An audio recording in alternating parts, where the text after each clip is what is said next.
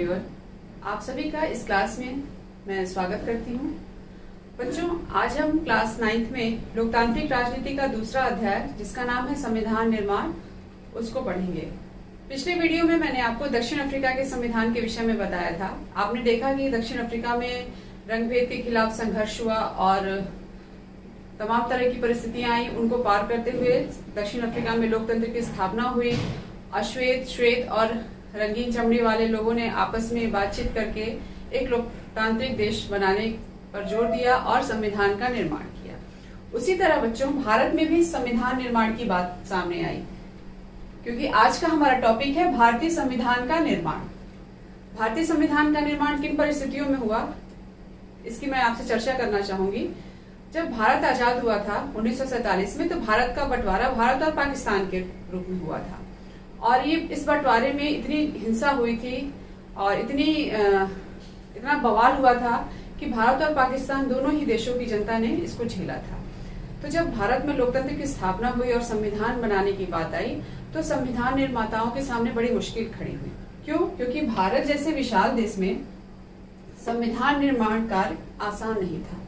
भारत में विभिन्न जातियों, धर्मों, संप्रदायों के लोग हैं, सबके अपने व्यू हैं, सबके अपने मत हैं और सबका ध्यान रखकर ही संविधान का निर्माण करना था। जब भारत आजाद हुआ बच्चों, तो उस समय भारत 562 देशी रियासतों में बटा हुआ था और उस समय ये सबसे बड़ी मुश्किल या चुनौती थी कि उन देशी रियासतों का भारत में एकीकरण करना।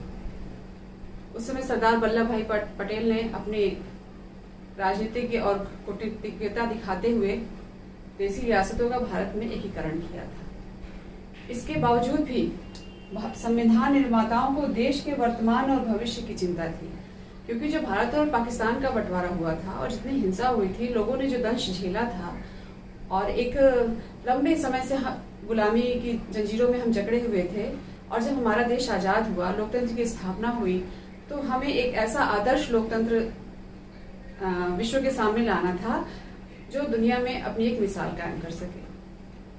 खैर, हमारे संविधान निर्माताओं ने बड़े ही धैर्य के साथ और आत्मविश्वास के साथ हमारे संविधान का निर्माण किया। बच्चों, भारतीय संविधान निर्माताओं के सामने बहुत मुश्किलें थी, लेकिन फिर भी उनके लिए एक राहत की बात ये थी कि आज़ादी की लड़ाई के दौरान ही कुछ बुनियादी बातों पर आपस में सहमति बन गई थी। आपने देखा कि दक्षिण अफ्रीका में जब संविधान निर्माण की बात आई, तो पहले वहां पर जितने भी पक्ष थे उनमें आपस में बातचीत हुई। जैसे अश्वेत, श्वेतों और जो भारतीय मूल के लोग थे, उनके साथ एक समझौता हुआ। उसके बाद संविधान निर्माण की बात हुई थी। लेकिन जब भारत अंग्रेजी सत्ता के खिलाफ संघर्ष कर रहा था, और उसी दौरान ये संघर्ष सिर्फ उन्हीं के खिलाफ नहीं था, ये संघर्ष इसलिए भी था कि भारत में नवजागरण या नवचेतना का विकास किया जाए, राजनीतिक रूप से परिवर्तन लाया जाए। इसी दौरान 1928 में ही मोतीलाल नेहरू और 8 अन्य नेताओं ने भारत के संविधान को लिख लिया था। यानी इसकी पृष्ठभूमि बहुत पहले से ही तैयार हो रही थी। और 1931 में कराची में हुए भारतीय राष्ट्रीय कांग्रेस के अधिवेशन में सार्वभौम वयस्क मताधिकार, यानी सभी को वोट डालने का अधिकार, स्वतंत्रता और समानता का अधिकार और अल्पसंख्यकों के हितों की रक्षा पर चर्चा हो गई थी। ये आपसी समझौते या ये जितनी भी बुनियादी बातें थी, ये पहले से ही तय हो गई थी। ये सार्वभौम वयस्क मताधिकार की बात इसलिए जानबूझकर की गई थी क्योंकि अंग्रेजों ने बहुत कम लोगों को वोट का अधिकार दिया था। इसलिए जब भारतीय संविधान की बात आई तो संविधान निर्माताओं ने भारत में रहने वाले सभी नागरिकों को ये अधिकार देने की बात उठाई थी। और आज हमें देश का कोई भी व्यक्ति जो 18 वर्ष का हो, उसे मत देने का अधिकार प्राप्त है। बच्चों, जो भारतीय संविधान निर्माताओं ने बुनियादी नियमों पे आपस में एक सहमति बना ली थी, उसी के तहत जो 1937 में वहां पर प्रादेशिक चुनाव हुए, जो ब्रिटिश शासित प्रदेश थे, वहां पर प्रादेशिक चुनाव कराए गए और उसमें भारतीयों ने सहभागिता भी दी। उसके बाद वहां पर जो सरकारें बनी, उसमें भारतीयों ने बढ़ चढ़ कर हिस्सा लिया। यद्यपि जो सरकार बनी थी वो लोकतांत्रिक नहीं थी, फिर भी भारतीयों ने अंग्रेजों के कार्य पद्धति से अनुभव लिया और उसका प्रयोग उन्होंने आगे चलकर अपने भारतीय संविधान के निर्माण में या जो विभिन्न संस्थाएं बनी उसमें की। इसी के तहत कुछ पुराने नियमों और संस्थाओं को भारतीयों ने अपना लिया, जैसे 1935 का भारतीय शासन अधिनियम। भारत का संविधान बना है, उसकी मैक्सिमम बातें जो हैं भारत सरकार अधिनियम से ली गई हैं। इसके अलावा आप पढ़ चुके हैं फ्रांसीसी क्रांति, और फ्रांसीसी क्रांति में आपने देखा कि स्वतंत्रता और समानता और बंधुत्व की बात की गई थी, वहां के आदर्श। इसके अलावा ब्रिटेन की लोकतांत्रिक कार्यप्रणाली और अमेरिका के अधिकारों की सूची, जो मूल अधिकार वहां पर थे, और रूस की समाजवादी क्रांति जो 1917 में हुई थी। वहां से भारतीय संविधान निर्माताओं ने सीख ली और प्रेरणा ली, और जिसका प्रयोग उन्होंने अपने भारतीय संविधान के निर्माण में किया था। यद्यपि संविधान निर्माताओं ने फ्रांस, रूस और अमेरिका के विचारों से प्रेरणा ली थी, लेकिन वो इनको लागू करने से पहले उन्होंने ये सोचा कि क्या ये भारतीय संविधान के लिए उचित है या भारत की जनता क्या इसे स्वीकार करेगी। इन सब बातों पर विचार करने के बाद ही उन्होंने संविधान सभा का गठन किया। संविधान सभा क्या है? संविधान सभा चुने गए प्रतिनिधियों की जो सभा संविधान को लिखने का काम करती है, उसे संविधान सभा कहते हैं। यानी कि एक समिति बनाई गई और उस समिति को संविधान का निर्माण का कार्य दिया गया था। संविधान सभा का गठन 1946 के कैबिनेट मिशन योजना के तहत किया गया। कैबिनेट मिशन योजना भारत में लागू की गई थी और उसी के तहत भारत में संविधान निर्माण की बात की गई थी।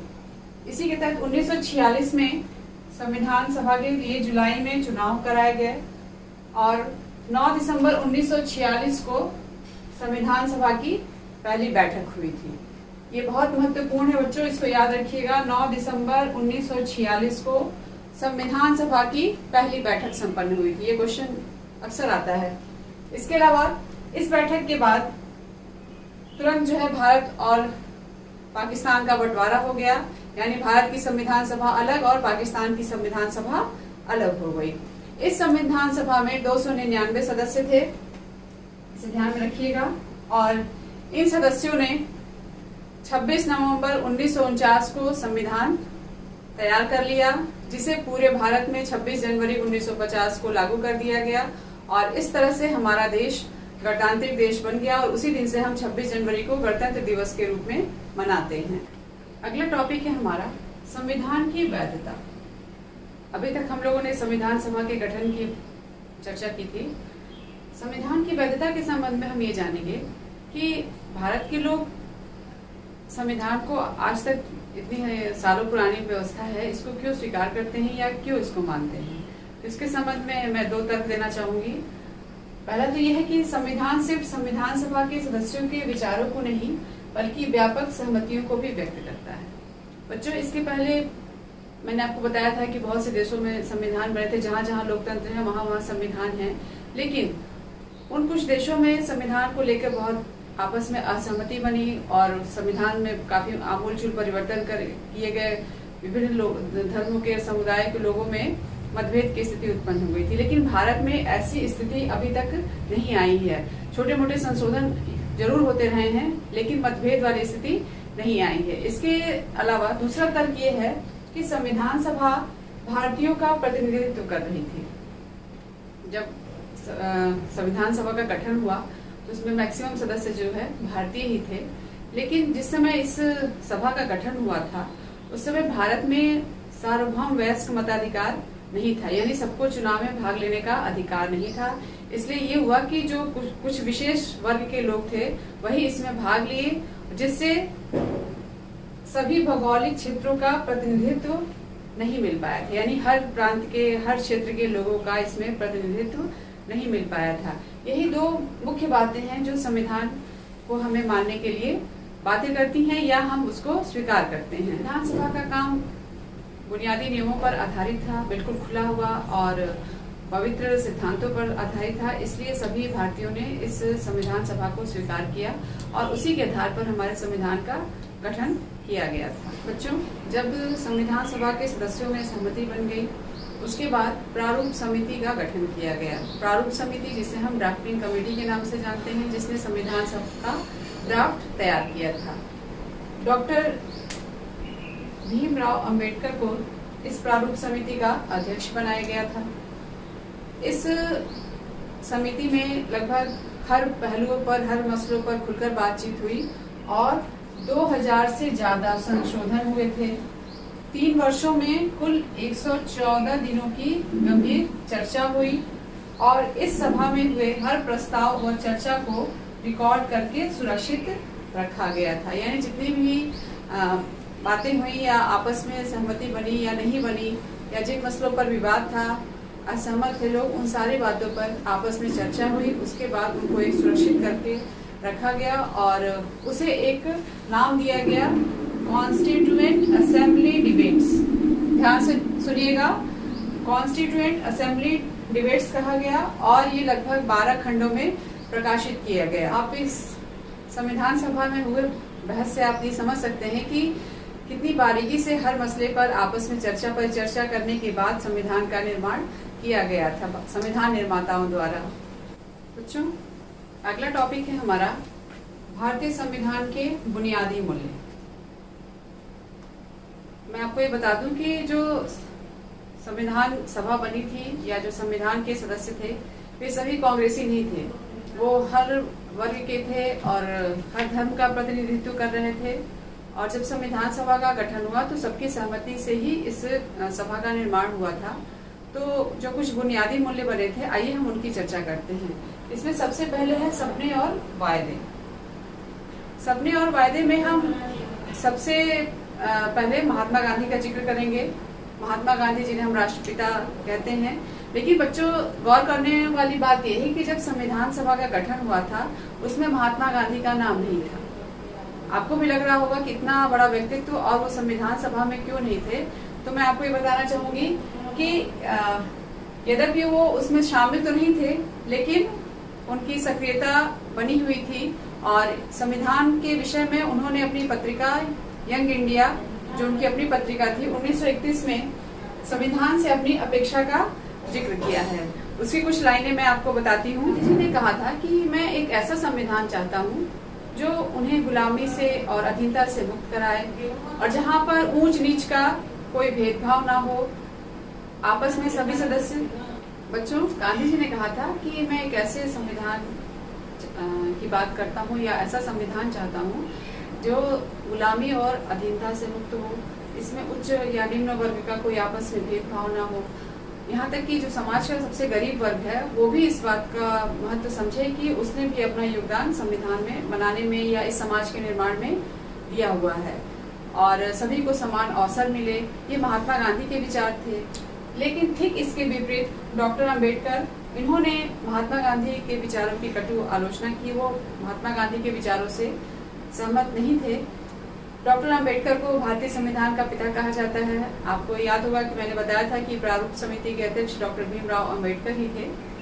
तो इनका ये मानना था कि जिस समानता की बात हम कर रहे हैं, सामाजिक और आर्थिक समानता, अगर ये पूरी तरह से लागू नहीं हुई तो आगे चलकर ये लोकतंत्र के लिए खतरा बन जाएगी। आज हम एक व्यक्ति एक वोट को महत्व दे रहे हैं, लेकिन आगे चलकर हम फिर सामाजिक और आर्थिक असमानता को मानते हुए इस सिद्धांत को नकारने में पीछे नहीं हटेंगे। इसी के संबंध में पंडित जवाहरलाल नेहरू के भी विचार हैं। उन्होंने कहा था कि सभी के लिए अवसर की समानता, गरीबी और बीमारियों पर नियंत्रण हो। उन्होंने कहा कि यह समय हमें आराम करने के लिए नहीं है, बल्कि यह समय हमें अपना भविष्य संवारने के लिए है।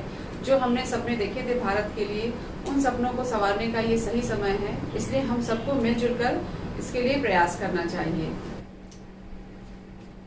अगला हमारा टॉपिक है संविधान का दर्शन।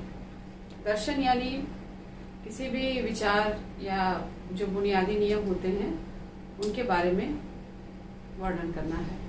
संविधान का दर्शन क्या है कि जिन मूल्यों को लेकर भारतीय स्वतंत्रता सेनानियों ने स्वतंत्रता संग्राम किया था, उन्हीं मूल्यों के सहारे ही या उन्हीं मूल्यों को अपना आदर्श मानकर एक आदर्श लोकतंत्र का निर्माण हुआ था।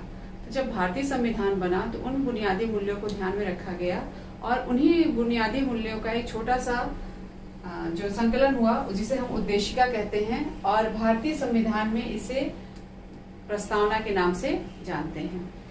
प्रस्तावना को भारतीय संविधान की आत्मा कहा गया है। प्रस्तावना क्या होती है? प्रस्तावना किसी भी देश कि संविधान का एक तरीके से सार होती है। संविधान की जो महत्वपूर्ण बातें होती हैं उस प्रस्तावना से हमें पता चलती हैं। बच्चों, बुक में आपके संविधान की प्रस्तावना दी हुई है, आप इसे ध्यान से पढ़ेंगे और जब आपको संविधान की प्रस्तावना समझ में आ जाएगी तो आपको जो भारतीय संविधान की विशेषताएं हैं वो आपको बिल्कुल क्लियर हो जाएगा। अगला हमारा पॉइंट है संस्थाओं का स्वरूप। जो संस्थाएं बनी संविधान निर्माण के बाद, उनमें सिर्फ दर्शन और मूल्यों की ही बात नहीं की गई थी, बल्कि उनको व्यवहार रूप में लाने के लिए कुछ व्यवस्थाएं भी बनाई गई थी। इन व्यवस्थाओं की चर्चा हुई और उन्हीं चर्चा या आपसी बातचीत का एक कानूनी दस्तावेज तैयार करके संस्थाओं के स्वरूप निश्चित किए गए थे। बच्चों, संस्थाओं के स्वरूप को हमने देखा कि उसमें जितने भी नियम बने थे उनका एक लिखित रूप या दस्तावेज तैयार हुआ था और उन नियमों में अक्सर इस बात का ध्यान रखा गया था कि देश में शासकों का चुनाव कौन करेगा, या अगर वो चुनाव हो भी जाते हैं तो उनको कौन कौन सी शक्तियां या अधिकार मिलेंगे, या उनकी शक्तियों पर नियंत्रण कौन रखेगा, जनता के क्या अधिकार रहेंगे। इन सभी बातों की चर्चा संविधान में की गई है। कुछ बातें ऐसी थी कि अगर ये बातें निरंतर चलती रही तो क्या भारतीय जनता के अनुरूप होंगी ये बातें, या जनता के लिए कल्याणकारी होंगी। तो भारतीय संविधान निर्माताओं ने लोगों की भावनाओं के अनुरूप बनाने के लिए संविधान में परिवर्तन की व्यवस्था की, जिसे हम संविधान संशोधन कहते हैं। संविधान संशोधन, आवश्यकता पड़ने पर संविधान के कुछ भागों को परिवर्तित किया जा सकता है और उसमें नए नियम लाए जा सकते हैं। एक तरीके से इसीलिए भारतीय संविधान को लचीला और कठोर का एक सम्मिश्रण बताया गया है। बच्चों, ये अध्याय आपका आज पूरा हुआ और मैं उम्मीद करती हूँ कि आपने पहले वीडियो को भी ध्यान से देखा होगा और दक्षिण अफ्रीका का संविधान समझा होगा, और इस वीडियो को देखकर आप भारतीय संविधान की महत्वपूर्ण बातों को समझ जाएंगे। आप इन्हें ध्यान से देखिए और इससे संबंधित कोई भी समस्या हो तो आप तुरंत कमेंट करिए या मुझसे पूछ सकते हैं।